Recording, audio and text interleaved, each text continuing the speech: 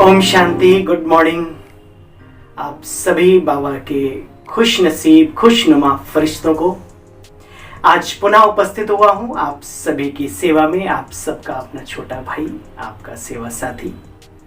आइए सुनते हैं बाबा की मुरली का सार और श्रृंगार करते हैं अपने जीवन को सुख, शांति, प्रेम, खुशी और आनंद जैसी अनंत शक्तियों से, गुणों से। तो आइए देखें आज बाबा किस तरफ इशारा दे रहे हैं। बाबा की मुरली का सार सुनने से पहले एक दिल की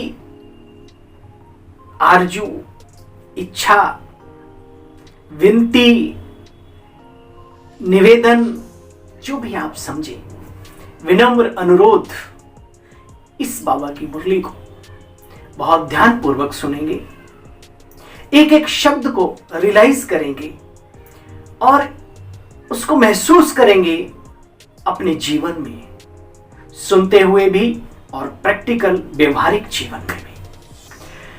तो आज का सुनना और हमारी सेवा दोनों सफल हो जाएंगे। प्यारे बहनों और भाइयों, ये ईश्वरीय महावाक्य है, इतना साधारण और सिंपल नहीं है जितना कि हम समझ लेते हैं। बाबा का एक एक महावाक्य अनमोल है, अनमोल। उसकी कोई कीमत नहीं इस दुनिया में। इसके दो अर्थ होते हैं कि जिनमें बुद्धि नहीं उनके लिए कोई कीमत नहीं, और इस दुनिया में इन महावाक्यों की, संसार की, दुनिया की ताकत एक तरफ, दौलत एक तरफ, और ये बाबा के अनमोल महावाक्य एक तरफ। इसलिए अनमोल है, कोई कीमत नहीं है इनकी।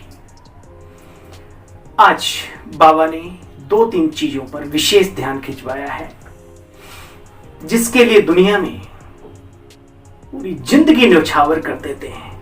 कुछ पल की खुशी के लिए, हंसी के लिए, कुछ सम्माननीय जीवन जीने के लिए। लेकिन बाबा के बच्चे जानते हैं इस बात को। सच्ची खुशी, सच्चा आनंद, अतीन्द्रिय सुख वास्तव में कहां है, किस जीवन में है, और वो जीवन हमें मिला। हम इतने खुशनसीब हैं, हम इतने सौभाग्यशाली नहीं, पद्मा पदम महासौभाग्यशाली आत्मा है जो हमें हर रोज ईश्वरीय महावाक्यों का श्रवण करने का सौभाग्य प्राप्त होता है। धन्य है हम। विचार करें। मैं हमेशा एक बात कहता हूं, तुलना करो उनसे जिन्हें तुम्हारे बराबर भी नहीं मिला। तुलना करो उनसे। हम नहीं कहते कि आप तुलना मत करो, तुलना करो, लेकिन उनसे जिन्हें आपके बराबर भी नहीं मिला। अगर पीछे मुड़कर देखेंगे एक करोड़ों की लंबी लाइन होगी। फिर आप क्यों परेशान हैं, क्यों आप दुखी हैं? आप इंसानों में भी महा इंसान है, भगवान की संतान है। तो आइए, हंसी और खुशी से जीवन जीने के लिए किसी लाफिंग क्लब में जाने की जरूरत नहीं।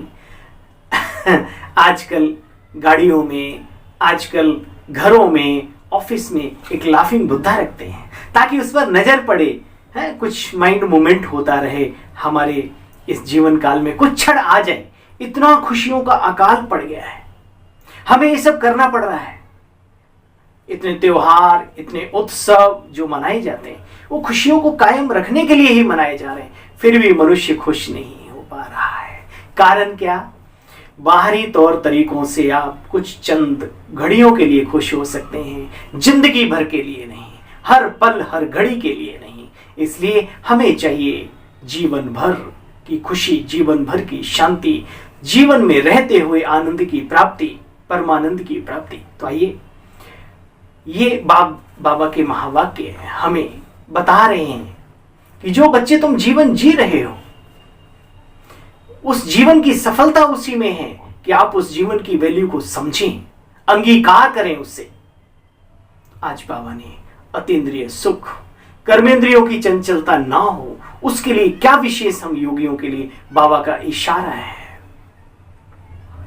सदैव खुश रहें, हमारे आसपास भी खुश रहें लोग, हमारे ओरा के अंदर आकर के उन्हें संतुष्टता की महसूसता हो, उन्हें खुशी मिले।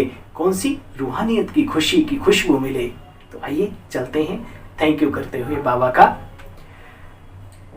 22 फरवरी 2023 के साकार मुरली के महावाक्यों का सार।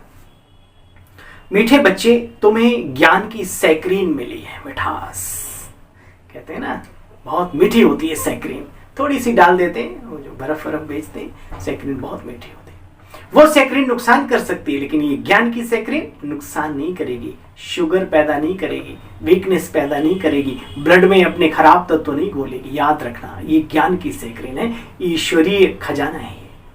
मीठे बच्चे, तुम्हें ज्ञान की सैक्रीन मिली है। सैक्रीन की एक बूंद है मन मनाभव। यही खुराक सबको खिलाते रहो, खुद भी खाते रहो, औरों को भी बाबा की याद दिलाते रहो, अर्थात उन्हें भी खुराक खिलाते रहो। खुद रम जाओ, औरों को भी। दुआएं तभी मिलेगी ना, सेवा तो तभी है। मीठे बच्चे, तुम्हें ज्ञान की सैक्रीन मिली है। ज्ञान की सैक्रीन, सैक्रीन की वह बूंद है मन मनावो। यही खुराक सभी को खिलाते रहो। जब भी कोई बात हो, कोई भी ऐसी बात हो, बाबा को याद करो। हमारे भाई साहब कहा करते थे, निमित्त आत्माओं का यही कर्तव्य है। कोई भी बात हो, कोई भी आपको ईश्वरीय सत्ता का प्रतिनिधि समझ कर आता है आपके पास, दुख लेकर के आता है, सुख की बातें लेकर के आता है, वो सुख में उतावला हुआ आता है और दुख में परेशान होकर आता है। आपकी एक ही दवाई है भाई, बाबा को याद करो, बाबा को याद करो, बाबा का शुक्रिया अदा करो, बाबा पर भरोसा रखो। ठीक है, दोनों बातों में एक ही दवाई। तो बाबा कहते हैं यही खुराक सबको खिलाते रहो। सच्ची सच्ची, आज का प्रश्न है, सच्ची सच्ची खुश खैराफत कौन सी है? तुम्हें सबकी कौन सी रूहानी खातरी करनी है? कौन सी खातरी? एक शब्द आप भूल न जाना, रूहानी खातरी। जिस्मानी खातरियां तो दुनिया में बड़ी बड़ी चलती हैं लेकिन बाबा कहते हैं रूहानी खातरी, जिससे रूह को राहत मिले। सच्ची सच्ची खुश खैराफत कौन सी है? पूछते ना एक दूसरे का हालचाल, भाई कैसे हो? तुम्हें सबकी कौन सी रूहानी खातरी करनी है? सुनो, हर एक को बाप का परिचय देना, हर एक को, क्योंकि सभी का अधिकार है उस ईश्वरीय सत्ता पे। किसी का धर्म, किसी धर्म का, किसी जाति का, किसी भी रंग का, किसी भी देश का, कोई भी व्यक्ति हो, सबका अधिकार है। तो उसके पिता का परिचय कराना, ये सबसे बड़ी सेवा है। हर एक को बाप का परिचय देना, यही सच्ची सच्ची खुश खैराफत है। तुम श्रीमत पर सभी को खुशी की खुराक खिलाते रहो। बच्चे, बेहद के बाप द्वारा जीवन मुक्ति की खुराक जो तुम्हें मिली है, वह सबको देते चलो। अतीन्द्रिय सुख में रहे सबको ज्ञान योग की फर्स्ट क्लास खुराक खिलाना, यही सबसे अच्छी और सबसे बढ़िया रूहानी खुराक है, दमदार खुराक है ना। ओम शांति। आज गीत नहीं है, लेकिन एक एक शब्द गीता बनता है इन्हीं महावाक्यों के आधार पे। ज्ञान का तीसरा नेत्र देने वाला रूहानी बाप बैठ अपने रूहानी बच्चों को समझाते हैं। ज्ञान का तीसरा नेत्र देने वाले रूहानी बाप अपने रूहानी बच्चों को समझाते हैं। ज्ञान का तीसरा नेत्र सिवाय बाप के और कोई दे ना सके। अभी तुम बच्चों को ज्ञान का तीसरा नेत्र मिला है।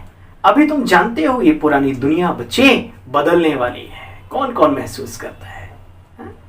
वहीं अपनी जगह हाथ उठाना कि ये दुनिया बदलने वाली नहीं, बदल रही है और बहुत बदल चुकी है। बस स्थूल रूप से थोड़ा सा बराबर करने की जरूरत है, क्योंकि ऐसी दुनिया में देवता तो नहीं आएंगे ना।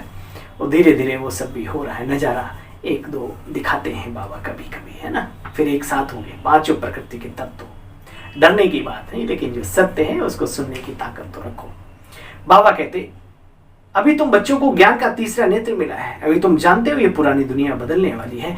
बेचारे मनुष्य नहीं जानते कौन बदलाने वाला है और कैसे बदलाते हैं, क्योंकि उनको ज्ञान का तीसरा नेत्र नहीं मिला है। देखिए, अब बाबा ने इस एक लाइन में ही बच्चों को समानधारी बना दिया।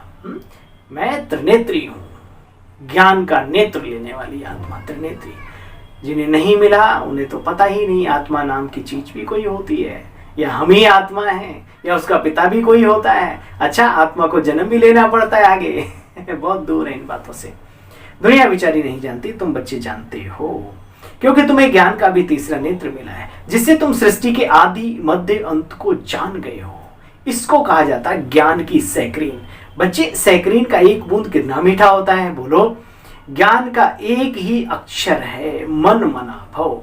ये है मूल मंत्र, है ना। दुनिया में भी कहते हैं ना मूल मंत्र। आप सबके पास भी कई लोग, भाई साहब क्या सिखाया जाता है वहां ओम शांति में? कोई मंत्र मुंत्र देते? बोले हाँ देते ना, आओ बैठो। बोलना नहीं, रटना नहीं, मन को लगाना, ये है मूल मंत्र। जितना लगाओ उतनी प्राप्ति, है ना। ऐसा मंत्र है जो सर्व सिद्धियां अपने आप में लेकर के बैठा है। बाबा कहते, देखो बच्चे, ज्ञान का एक ही अक्षर है, मन मना भव। अच्छा, सभी से कितना मीठा है बच्चे, है ना। अपने को आत्मा समझ, अपने उस पिता परम पिता परमात्मा को याद करना। किसको? वो दिव्य ज्योति पुंज निराकार मीठा प्यारा हमारा शिव बाबा परम धाम निवासी, उसको याद करो, है ना। गीता में भी लिखा है, हे अर्जुन, पहले अपने को आत्मा निश्चय कर, फिर मन को मेरे में लगा। अगर ऐसा नहीं कर पाते तो करंट नहीं मिलेगा, है ना। बाबा कहते, बच्चे तो बच्चों को खुशी रहनी चाहिए। बाप आए हैं बच्चों को स्वर्ग का वर्षा देने। कहते भी हैं खुशी जैसी खुराक नहीं, और इस खुराक का अकाल पड़ा है। इस खुराक का अकाल पड़ा है, खुशियां छिन गई हैं। इस रावण ने, इन बुराइयों ने मनुष्य की खुशियां छीन ली हैं। उन खुशियों को कायम करने के लिए जिन खुशियों को अपनाते हैं वो दुख का कारण और बन जाती है। बाबा कहते भी है ना, खुशी जैसी खुराक नहीं। बड़े बड़े डॉक्टर हकीम भी कहते हैं खुश रहना सबसे बड़ी खुराक है, शरीर की भी और मन की भी, आत्मा की भी। जो सदैव खुशी मौज में रहते हैं उनके लिए जैसे खुराक है, खुराक। अच्छा बच्चे, 21 जन्मों तक खुश मौज में रहने की खुराक है। एक जन्म संस्कार डालो, अनेक जन्म वो संस्कार काम करेंगे। कम से कम 21 जन्म, वैसे तो पूरा कल्प है। बाबा के बच्चे जहां भी हैं, कलयुग के एंड में भी हैं, तो भी वही आदतें पड़ी हुई हैं। आप जानते हो, आपके बाबा के बनने से पहले भी आप औरों से हटके थे। अच्छा थे या नहीं थे? तो ये पहचान है, हम दिव्य घराने की आत्माएं हैं। बाबा कहते, बच्चे 21 जन्म मौज में रहने की जबरदस्त खुराक है। ये खुराक बच्चे सदैव एक दो को खिलाते रहो, जबरदस्त खातिरी करनी चाहिए। खुद खुश रहेंगे तो रूहानी खुराक खिलाएंगे ना दूसरों को। ऐसी खातिरी और कोई मनुष्य कर ना सके। मनुष्य की, वहां तो मनुष्य की खातिरी करते हैं, यहां तो बाबा आया है। बच्चे श्रीमत पर रूहानी खातिरी करते चलो। सच्ची सच्ची खुश खैराफत है ये बच्चे, सभी को बाबा का परिचय देना। ऊपर कहा ना बाबा ने, सच्ची खुश खैराफत क्या है। मीठे बच्चे जानते हैं बाप बहुत ऊंची खुराक देते हैं, तब तो गायन है ना बच्चे आज तक। अतीन्द्रिय सुख पूछना हो तो गोपी बल्लभ की गोपियों से पूछो, अर्थात ईश्वरीय संतानों से पूछो। ये ज्ञान और योग की फर्स्ट क्लास वंडरफुल खुराक है, और यह खुराक एक ही रूहानी सर्जन के पास है, और किसी को इस खुराक का बच्चे मालूम नहीं है। बाबा बार बार कहते, बच्चे मीठे बच्चे, मैं तुम्हारे लिए तिरी यानी हथेली पर बहिष्ट यानी स्वर्ग लेकर आता हूं, स्वर्ग की सौगात लेकर आया हूं। मुक्ति, जीवन मुक्ति की ये सौगात मेरे पास ही रहती है। कल्प कल्प आकर के मैं तुम बच्चों को देता हूं, फिर रावण तुमसे छीन लेता। अभी तुम बच्चों को कितनी खुशी का पारा चढ़ना चाहिए। हमारा वही बाबा, वही टीचर, वही सतगुरु फिर से आया है हमें वैसे बनाने के लिए। तो सदैव हर्षित रहना चाहिए बच्चों को। कहा जाता है student life is the best life, इससे बढ़िया जीवन और कोई नहीं हो। यहाँ हम कितने, शरीर की उम्र कोई भी हो, दुनिया का कोई ओहदा हो, लेकिन बाबा के तो हम विद्यार्थी बच्चे हैं। विद्यार्थी जीवन दुनिया में भी बहुत ऊंचा माना जाता है। तो ये भी एक नशा बाबा ने दिया है ना। हमेशा सोचो, हम उसकी संतान के साथ साथ, उसके अधिकारों के अधिकारी के साथ साथ हम उसके विद्यार्थी भी हैं, ईश्वरीय विद्यार्थी, है ना। दुनिया नहीं जानती कि सच्ची सच्ची खुशियां कब मनाई जाती हैं। सतयुग में होगी सच्ची खुशियां, और वो संस्कार हमें यहाँ अभी बाबा कहते हैं डालने को। देखो बच्चे, बाप तुम बच्चों को कितना सहज रास्ता बतलाते हैं। गृहस्थ व्यवहार में रहते बच्चे कमल पुष्प समान पवित्र बनो, ये है जीवन की मौज। बाकी तो दुनिया तो गंदगी के सैलाब में बह ही रही है, आप अनुभव भी करते होंगे। बाबा ने हट के जीवन दिया है, हट के। गृहस्थ व्यवहार में रहते कमल पुष्प समान रहो, धंधा धोरी आदि करते भी बच्चे मुझे याद करते रहो। क्या कह रहे बाबा, अपना कार्य व्यवहार भी करो, अपने कर्तव्य निष्ठ बन करके कर्तव्यों को भी पूरा अंजाम दो, ताकि कोई उंगली ना उठाए बाबा और बाबा के कार्य पर, कि वहां जाने के बाद लोग निष्कर्मी बन जाते हैं, कर्तव्यों से दूर हो जाते नहीं। खूब मेहनत करो, खूब अपना कार्य करो, खूब पैसा कमाओ, खूब अपने बालक बच्चे जो भी हैं सबकी संभाल करो अच्छे से, लेकिन उन्हें अच्छे संस्कार भी दो। ये भी हमारा कर्तव्य है, जो हमें मिला है उन्हें भी परिचय तो दिलाई दो बाबा का, है ना। बाकी वो जाने, बाबा जाने, उनका पाठ जाने, ठीक है, इतना कर्तव्य। बाबा कभी मना नहीं करता कि कोई धंधा धोरी छोड़ के, दुकान सुकान छोड़ के, अपना कार्य व्यवहार छोड़ के और लग जाओ, नहीं। जो दुनिया में नहीं ढंग से रह पाए वो त्यागने के बाद फिर यहां भी कैसे यार। संस्कार तो हमें वहां रहते, लोगों के बीच में रहते, हमें अपने आप को सिद्ध करना है कि हम देव तुल्य देव घराने की आत्माएं हैं। बाबा बार बार कहते बच्चे देखो, धंधा धोरी करते हाथ काटे दिल यार दे, मतलब मुझे याद करते रहो। अब बाबा ने एक बहुत ही सुंदर मिसाल दिया उन लोगों के लिए जो कहते हैं योग क्या है, कैसे करें योग। आप कहेंगे दुनिया का मिसाल नहीं, मैं अपनी प्रैक्टिकल आंखों देखी, कानों सुनी नहीं, आंखों देखी बात। इस यज्ञ ने 14 वर्ष तपस्या की, जिस यज्ञ के हर सदस्य ने तपस्या की, उनमें से भी वो लोग जिन्हें प्रभु से प्यार हो गया, जिन्होंने उस ईश्वरीय सत्ता की कीमत अहमियत अपने जीवन में महसूस की, वो टिके। बाकी 14 वर्ष की तपस्या वाले भी जो सीधे बैठे एकदम हर हर हर हर ऊपर से ताकत आ रही, वो चले गए। कहाँ चले गए कुछ पता नहीं, वापस आए कुछ नहीं आए, वो छोड़ो। लेकिन जिन्हें बाबा से मोहब्बत हो गई, जिन्हें प्यार हो गया, हम अपनी वरिष्ठ दादियों को देखते हैं, उनकी जीवन काल को देखते हैं। आप सोचिए इस उम्र में, 104 वर्ष की उम्र में, हवाई जहाज से कभी कहीं जिस जगह जाते हैं, आप सोचो वहां के लोग छोड़ते होंगे उनको, दादी जी 1 2 3 4 लाइन लग जाती, अरे दर्शनों की लाइन लग जाती थी। उसके बावजूद भी उनका जीवन खिलता गया, निखरता गया, अव्यक्त हो गए। क्या था वो बैठ करके भी अगर समय मिलता तो याद करो, नहीं तो चलते फिरते उठते बैठते, जैसे बाबा ने मिसाल दी, जैसे आशिक माशुक होते हैं ना बच्चे, है ना। कौन सी तपस्या की मीरा ने, बोलो राधा ने कौन सी तपस्या की, मोहब्बत की उस दिल वाले से, उस प्यारे परमात्मा से। यही चीज यहां पर बाबा सिखाते हैं, सच्ची ज्ञान की मीराएं बन जाओ, सच्ची ज्ञान की मीराएं। बाबा कहते जैसे आशिक माशुक होते हैं, वहां जिस्मों को याद करते हैं, यहां बच्चे बाप को याद करना है। बाप कभी तुम्हारा आशिक नहीं बनता, शिव बाबा को क्या जरूरत है हमारा आशिक बनने की, वो हमारा माशूक बन के आता है। तुम उस माशूक से मिलने के लिए याद करते आए हो। जब तुम्हारे ऊपर दुख जास्ती पड़ता है, रावण के डंडे बहुत पड़ते हैं, तब तुम याद करते हो, सुमिरन करते हो, किसी न किसी रूप में भक्ति प्रचंड रूप से हम सभी करते रहते हैं। गायन भी है बच्चे, दुख में सुमिरन सब करें और सुख में करे न कोई। जो दुख में सुमिरन करे तो जो दुख में सुख में भी सुमिरन करे तो दुख काहे को होए, है ना। तो बाबा कहते हैं बच्चे सत्य ये दुख में सब याद करते हैं, जाने अनजाने, लेकिन सुख आता ही भूल जाते हैं। इस समय बच्चे बाप भी सर्वशक्तिमान है, देखो वो भी प्रेजेंट है हमारे सामने, प्रस्तुत है। वो निराकार परमपिता परमात्मा, सारे ब्रह्मांड का स्वामी, चराचर का स्वामी। बाप भी सर्वशक्तिमान है, तो दिन प्रतिदिन माया भी सर्वशक्तिमान अर्थात तमो प्रधान होती जाती है। इन चीजों को स्पष्ट करने की आवश्यकता हमें नहीं है, क्योंकि हमसे ज्यादा आप सब अनुभवी हैं।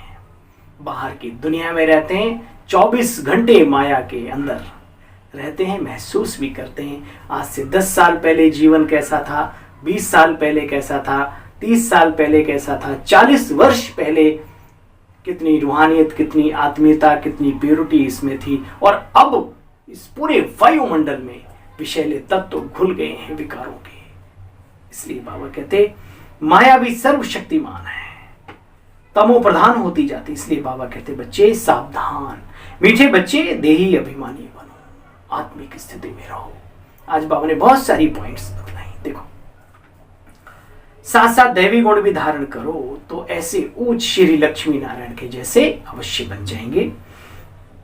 इस पढ़ाई की एक ही मुख्य बात है, अपने को आत्मा समझना, शिव बाबा को याद करना, ऊंचे ते ऊंचे बाप को बहुत प्यार से, स्नेह से, हुज्जत से, अधिकार से याद करना चाहिए, क्योंकि वो नई दुनिया बनाने वाला है। मीठे बच्चे, कितनी खुशियां होनी चाहिए तुम्हें। आज बाबा को बार बार याद है, भगवान के बच्चे और खुश नहीं, मुंह लटका हो, क्या मतलब, चेहरे से बाबा का परिचय मिले। मुझे आज मेरे शरीर की लौकिक माँ याद आ गई, इसलिए नहीं कि हमारा उससे कोई अटैचमेंट है, लेकिन माँ तो माँ है, उसके कर्ज हम कैसे उतार सकते हैं। अगर उसने जन्म नहीं दिया होता, आज आपके सामने हम ऐसे बैठ के बात नहीं कर रहे होते। बहुत गरीबी से ईश्वरीय सत्ता ने हमें निकाला इस कली हुई दुनिया से। आपके साथ एक बात शेयर कर रहा हूं, हम उन दिनों को याद करते हैं और भूलना नहीं चाहिए अपने उन दिनों को। जब मैं बहुत ही छोटा था तो कभी हमारे घर में भोजन का इंतजाम भी नहीं हो पाता था, तो माँ कहती थी, बेटे तुम्हारे चेहरे से किसी को पता नहीं पड़ना चाहिए कि तुम आज भूखे आए हो स्कूल में। याद रखना, आज भी मुझे याद है, एक दुनिया में अपनी शान कायम करने के लिए, एक संसार में एक मनुष्य बच्चे को ये संस्कार दे रहा है कि अपने गमों को चेहरे से बयां न करना, क्योंकि ये दुनिया गम तो दूर नहीं करती, लेकिन गमगीन बनाने में तुम्हारी मदद जरूर करती है, याद रखना। इसलिए बाबा के बने हो, चेहरे पर खुशनुमाइयत कभी कम ना हो, याद रहे। परेशानियां तो दुनिया में भी है, परेशानियां हमारे अपने जीवन में भी छोटी मोटी आती भी होंगी। दुख दर्द दुनिया ही ऐसी है, कहीं से भी आएगी लेकिन जाएगी। साथी हमारा कौन है? हमारे कर्म, हमारी अच्छी सोच, हमारे अच्छे संकल्प उस परिस्थिति को खत्म कर देंगे बाबा की ताकत के साथ साथ। ये सारी चीजें लगती हैं, इसलिए बी पॉजिटिव हमेशा, अपने लिए कम से कम। जो अपने फायदे की बात है उसे तो करना सीखो। सदैव खुश रहो, दिन बदलेंगे, समय बदलेगा, सब कुछ अच्छा होगा, उसके लिए धैर्य रखो। लेकिन चेहरे पर कभी मुरझाइश नहीं होनी चाहिए। सच्चा बाबा का बच्चा या बच्ची वही है जो अपने चेहरे से, अपने इस दर्पण से शिव बाबा का साक्षात्कार कराए। और वैसे भी क्या कमी रखी है उसने, क्या कमी रखी है? कुछ कमी नहीं है। कमी है तो हमारी सोच में कमी, यहां पर, और कहीं कोई कमी नहीं है। बाबा कहते बच्चे देखो, तुम मीठे बच्चों को कितनी खुशियां होनी चाहिए, तुम्हारे लिए तो सदैव खुशियां ही खुशियां हैं। बताओ, मोटे रूप से देखो, हफ्ते में 2 दिन तो बाबा को भोग ही लग जाता है, बीच बीच में कहीं कुछ कहीं कुछ, ये त्योहार है वो है। आज मेरे कान में दर्द हो जाए तो हमारे 10 भाई पूछते हैं भैया तुम्हारा कान ठीक है। किसी दीदी के पैर में थोड़ी सी कहीं नाखून में दर्द हो जाए, है ना, जरा सा, कितनी हजारों माताएं और ये भाई कितने, अरे अरे दीदी को क्या हो गया, ये करो वो करो, फटाफट लग जाएंगे। अपने सबों का भी नहीं करते होंगे इतना, नहीं, विचार करो। और फिर भी हम, अरे इतना बड़ा अच्छा परिवार, इतना सुंदर परिवार, इतना सुंदर बाबा, इतना सुंदर जीवन, और फिर भी अब नहीं, अब सदा खुश रहना है। कुछ भी हो, मुश्किलें कैसी भी हो, लेकिन मुस्कुराना ना छूटे। बाबा कहते बच्चे सदैव खुशी ही खुशी होनी चाहिए। बेहद का बाप हमको पढ़ा रहे हैं। अरे वाह, कितनी बड़ी बाबा ने बात कही। ये तो कब ना सुना, ना पढ़ा। भगवान वाच, मैं तुम रूहानी बच्चों को राजयोग सिखला रहा हूं, जो पूरी रीति बच्चे सीखना भी चाहिए। बाबा सिखा रहा है तो इन बातों को पूरी तरीके से हम सभी को सीखना और दूसरों को भी सिखाना चाहिए, धारणा करनी चाहिए, पूरी रीति पढ़ना चाहिए। ये पढ़ने का शौक जिंदा रखो जब तक जिंदगी है। कई कहते पढ़ने में मन नहीं लगता। अरे कैसे आप विद्यार्थी हो ईश्वरी, एक बार नहीं, 2 बार नहीं, 3 बार पढ़ो और मनन चिंतन करो। पढ़ना लिखना यही तो विद्यार्थी जीवन की पहचान है। भगवान वाच, हाँ मैं तुम बच्चों को राजी सिखा रहा हूं, तो पूरी रीति पढ़ना चाहिए, सीखना चाहिए, धारणा करनी चाहिए। पूरी रीति बच्चे पढ़ना चाहिए। पढ़ाई में नंबरवार तो सदैव होते ही है, परंतु अपने को देखना है। दुनिया कैसी है उसको छोड़ो। मैं उत्तम, मध्यम व कनिष्ठ हूं।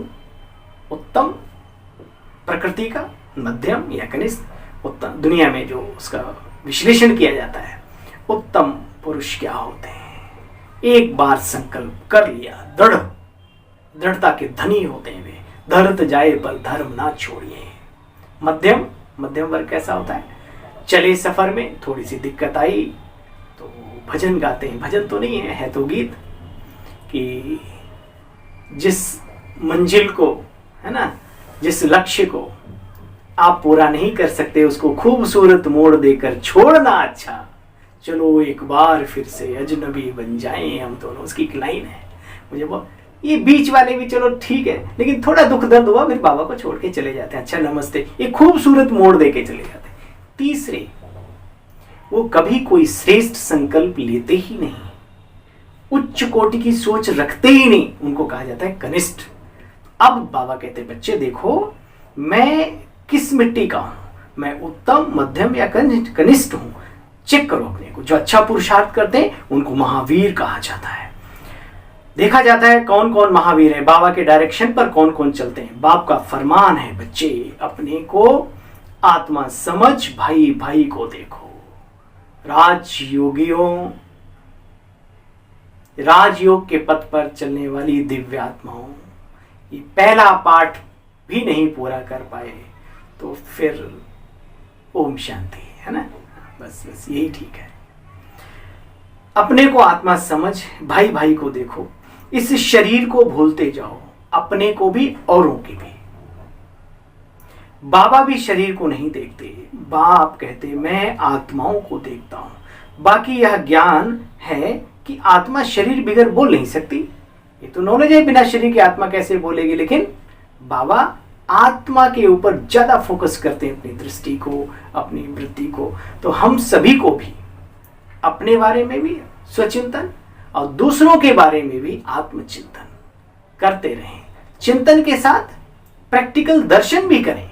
कोई आपका व्यक्ति हो, साथी हो, सहयोगी हो, जब तक जैसे उसके चेहरे पर नजर पड़े, अरे वाह ये भी सूक्ष्म आत्मा है, वाह मस्तक के मध्य विराजमान है, दोनों भौहों के बीच भ्रकुटी में, और ये भी परम धाम से आई है, ये भी शिव बाबा की संतान है। अच्छा चोला चाहे स्त्री का पहना है या पुरुष का पहना है, यहां से ऊपर देखने का अभ्यास ही सत्य पथ का, सच्चा राजयोग पथ का हमें बहुत आगे जाकर के पुरस्कार दिलाता है। नहीं तो फिर दूसरा पुरस्कार भी मिल जाता है अगर दैहिक दुनिया में रहते हैं तो।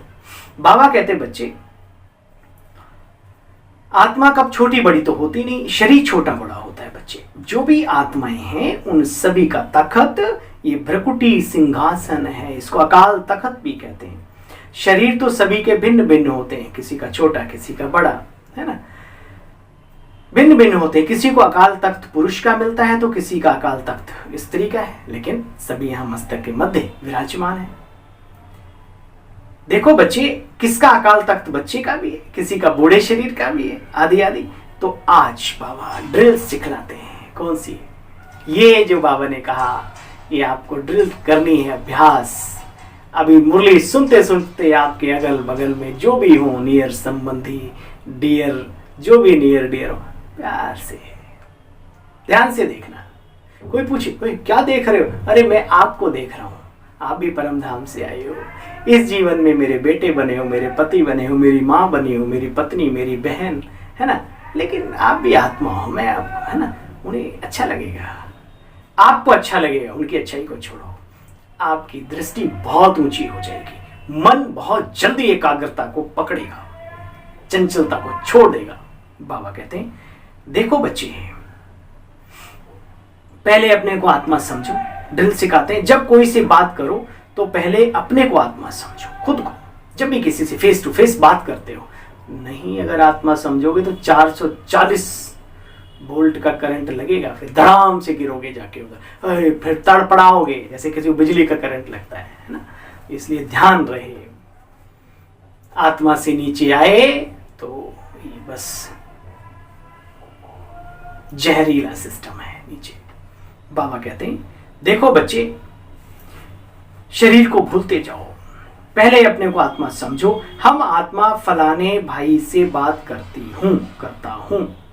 तुम आत्माओं को ज्ञान का तीसरा नेत्र मिला है, तो बच्चे उस ज्ञान के तीसरे नेत्र से यानी समझ से अपने भाइयों को देखो। भाई भाई को देखने से कर्मेंद्रियां कब चंचल नहीं होंगी। देखो, जो इंद्रियों को की चंचलता को नष्ट करने के लिए दुनिया में अनेक प्रकार के उपाय अपनाए जाते हैं। कई ब्राह्मण भी अनेक प्रकार के उपाय अपनाते रहते हैं, स्थूल पता नहीं क्या क्या जो भी है, लेकिन बाबा ने तो एक ही युक्ति बताई है, अपने को आत्मा समझो। सभी को आत्मा, ये जो स्क्रू है जिसका ये टाइट हो गया ठीक ठाक, उसे कुछ करने की जरूरत नहीं।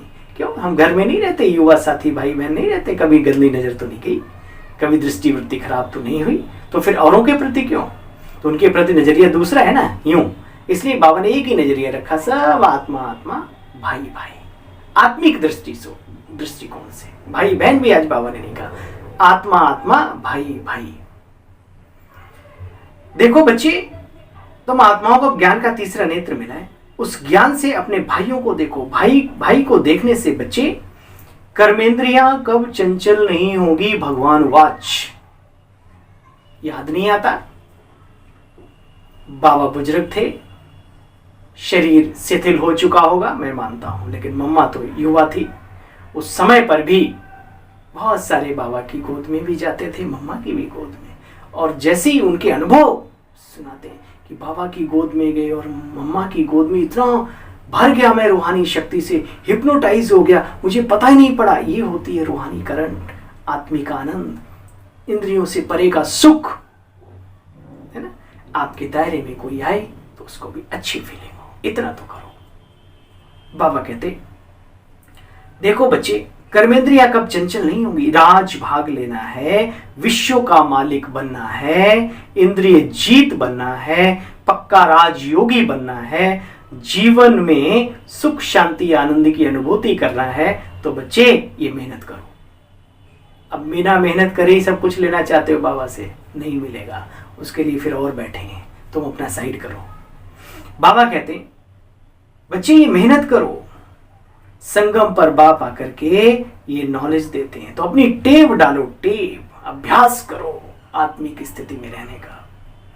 बच्चे तुम अशरीरी आए थे इस दुनिया में और अशरीरी ही जाना है, इसलिए मेहनत करो कि अभी वापस चलना है, अभी घर चलना है अशरीरी दुनिया में, फिर वापस चलना है। इसलिए आत्मा आत्मा भाई भाई की दृष्टि रखो।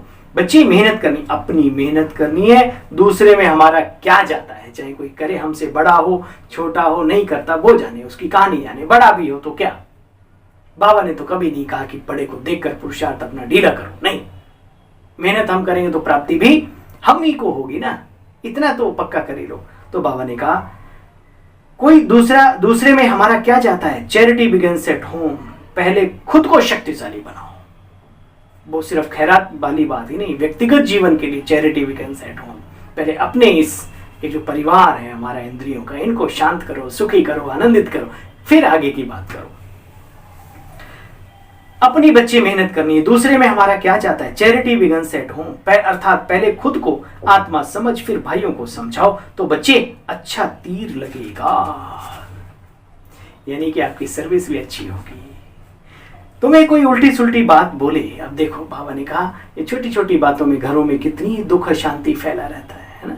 आज जो बीके बने हैं उन्हें रोज ये डोज मिल जाती है, ज्ञान की खुराक मिल जाती है, तो उनके घर में भी बहुत सुख शांति का वातावरण बना रहता है। भले कोई और ज्ञान में ना भी चलते हो तो भी। क्यों? क्योंकि शिक्षा देखो बाबा कैसी दे रहे हैं, है ना। बाबा कहते हैं तुम्हें बच्चे कोई उल्टी सुल्टी बात बोले तो तुम चुप रहो बच्चे, एक चुप 100 सुख। और सिर्फ मुख से नहीं, अंदर से भीतर से शांत, और सामने वाले को भी कल्याण की भावना से शुभ वाइब्रेशंस दो। चुप रहेंगे तो दूसरा क्या करेगा? जानते हो ना, ताली से ताली बजने से बच्चे आवाज होता है। देखो बाबा के बने वरना तो ईंट का जवाब पत्थर से देने की ताकत रखते हैं, और बाबा के बने तो कितनी खुशहाली आ गई। अब आप जानते हो पत्थर से जवाब तो दे देते हो, उसके बाद क्या होता है? उसके बाद का नतीजा भी जानते हो। या तो आप संबंध खो देते हो, या तो फिर गांठ डाल देते हो उस संबंध में, है ना। रिश्ते टूट जाते हैं, और गांठ पड़े तो फिर वो मजा नहीं आता उस रस्सी में, है ना। तोड़े से फिर ना टूटे, रही मन धागा प्रेम का, ना तोड़े चटकाए, टूटे से फिर ना जुड़े, गर जुड़े तो गांठ पड़ जाए, है ना। अब देख बाबा पहले से ही कहते बच्चे तोड़ने की जरूरत ही नहीं है, चुप हो जाओ, शांत हो जाओ। ताली से ताली बजने से आवाज होता है। बच्चों को एक दो का कल्याण करना है बच्चे, बाप समझाते हैं।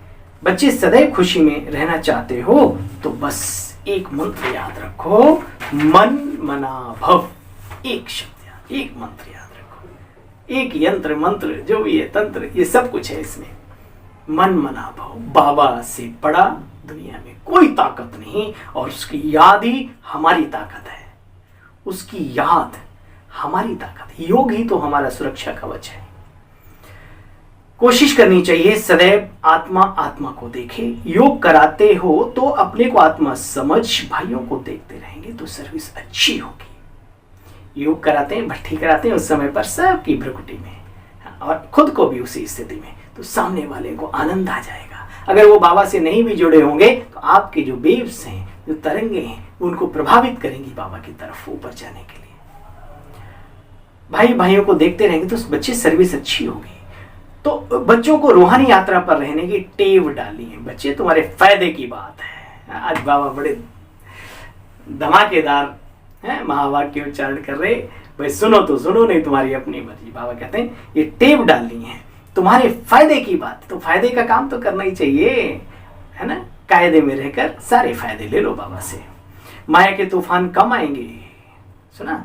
अगर ये आदत डाल लोगे आत्मिक स्थिति में, आत्मा आत्मा को देखने में, इंद्रियां शांत रहेंगी, चंचलता दूर हो जाएगी, प्रभु से प्रेम पैदा होगा, आत्मबल बढ़ेगा, और बाबा ने कहा माया के तूफान भी कम आएंगे। कई लोग बड़े परेशान होते हैं माया के तूफानों से, तो बाबा कहते हैं माया के तूफान कम आएंगे, बुरे संकल्प भी नहीं आएंगे बच्चे, स्वप्न भी बुरे नहीं आएंगे। ना संकल्प आएंगे ना स्वप्न आएंगे। आराम से अपने खा पी के बाबा की याद में गोदी में अपने सो गए बस, क्योंकि बाबा ही बाबा, हाँ? रग रग में बसता है बाबा मेरा, मेरे खून के कण कण में बसता है बाबा मेरा, वो स्थिति। देखो बच्चे, रूहानी याद की यात्रा में रहो तो अंतमति सुगति भी हो जाएगी, या अंत काल है ना, मामे कम याद करो तो तुम्हारी सदगति भी हो जाएगी। याद की यात्रा से पाया, पाया माना पिल्लर, मजबूत हो जाएगा, हिलेगा नहीं। हमारा जो फाउंडेशन है वो मजबूत हो जाएगा। देही अभिमानी बनने की शिक्षा तुम बच्चों को एक ही बार मिलती है। वंडरफुल ज्ञान है, बाबा भी वंडरफुल तो ज्ञान भी वंडरफुल। ऐसी बातें दुनिया में और कोई किसी को बतला न सके। अच्छा, अभी वापस चलना है, इसलिए बाबा कहते हैं मीठे मीठे बच्चों ये प्रैक्टिस करो। यहीं रहने का विचार है, यहीं बढ़िया बढ़िया लग्जरी और ये और वो कुछ भी है, समय आता है तो ये अपने आप झटके से छूट जाती है ना। चलो अच्छा, मीठे मीठे सिकीलदे बच्चों प्रति माता पिता बाप दादा का याद प्यार और गुड मॉर्निंग। रूहानी बाप की रूहानी बच्चों को नमस्ते। हम सब रूहानी बच्चों की रूहानी पापा को, बाप दादा को नमस्ते नमस्ते नमस्ते। शुक्रिया मीठे बाबा, थैंक यू। इतनी खुशी की बढ़िया खुराक खिलाई, इतनी शक्तिशाली स्थिति का वर्णन आपने किया और सारी हमारे फायदे की बातें बताई। अब हमारे ऊपर है हम कितना करते हैं, हम भी आपके साथ हैं। अच्छा, भाई भाई को देखने का अभ्यास करना है, सार का भी सार है ना। अपने को आत्मा समझ भाई भाई को ज्ञान देना है।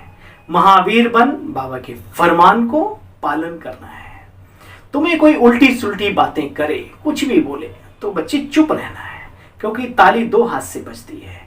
एक ने मुख की ताली बजाई, दूसरा चुप कर दे तो आप ही चुप हो जाए। एक चुप 100 क्या 1 लाख सुख भाई। हाँ, ये फायदे का काम करो, ये मत सोचो कौन क्या कहेगा। अरे हमारा फायदा हो रहा है चुप होने में, तो कौन क्या कहेगा, उससे क्या। हाँ, और बवंडर बनाने से, ईंट का पत्थर का जवाब देने से कोई लोग क्या खुश होते हैं, तमाशा देखते हैं तुम्हारी बर्बादी का। इसलिए अपने फायदे की बात जरूर सोचो, और ईश्वरीय श्रीमत का पालन कर रहे हैं तो घाटा नहीं होगा, ये याद रहे, गारंटेड है, भगवान वाच है। वरदानी बाबा का आज वरदान हम सब वरदानी मूर्त दिव्य आत्माओं के लिए हैं, सुनेंगे। अच्छा, अमृत वेले के फाउंडेशन द्वारा सारे दिन की दिनचर्या को ठीक रखने वाले सहज पुरुषार्थी भाव। बाबा ने कहा जिसका अमृत वेला अच्छा, उसकी सारी वेला अच्छा। अमृत वेले के फाउंडेशन द्वारा सारे दिन की दिनचर्या को ठीक रखने वाले सहज पुरुषार्थी भाव। बच्चे देखो, बाप दादा कहते हैं जैसे ट्रेन को पटरी पर खड़ा करते हैं तो ऑटोमेटिकली ठीक रास्ते पर चलती है, ऐसी रोज अमृत वेला याद की लकीर पर खड़े हो जाओ। अमृत वेला ठीक है तो सारा दिन ठीक हो जाएगा। बच्चे, अमृत वेला फाउंडेशन है। अमृत वेले का फाउंडेशन पक्का है तो सारा दिन स्वतः सहयोग मिलता रहेगा, क्योंकि सुबह सुबह आपने एनर्जी भर ली ना अपने अंदर, और पुरुषार्थ भी सहज हो जाएगा। जो सदा बाप की याद और श्रीमत की लकीर के अंदर रहने वाली सच्ची सीताएं हैं, उनके नस नस में एक राम की स्मृति का आवाज रहता है। उनकी नस नस में राम की स्मृति का आवाज रहता है। ऐसी धुन लगा दो अपने उस प्रभु राम की, उस निराकार राम की, उस सबसे प्यारे राम की, सबसे न्यारे राम की, है ना। अच्छा, आज का स्लोगन है बाबा की मदद को कैच करना है तो बुद्धि को एकाग्र कर लो। किसमें? बाबा में। समेट लो इधर उधर से, फिर देखो बाबा की मदद कैसे मिलती है। बाबा की मदद को कैच करना है तो बुद्धि को एकाग्र कर लो। Thank you. ओम शांति मीठे बाबा।